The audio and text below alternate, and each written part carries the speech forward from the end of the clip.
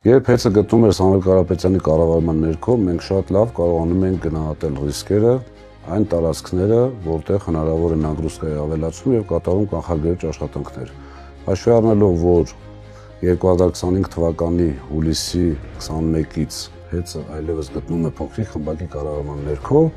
նրանք ոչ միայն չեն կարողացել կառավարել ռիսկերը, այլև ստեղծել են նոր ռիսկեր, ինչը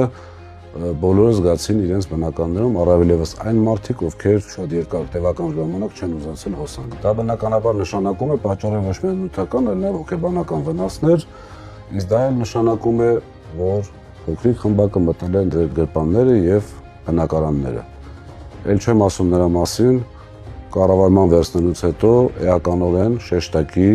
շատացել են բողոքները էլեկտրոէներգիայի ծախսի վերաբերյալ։ Ինչպես հիշում եք,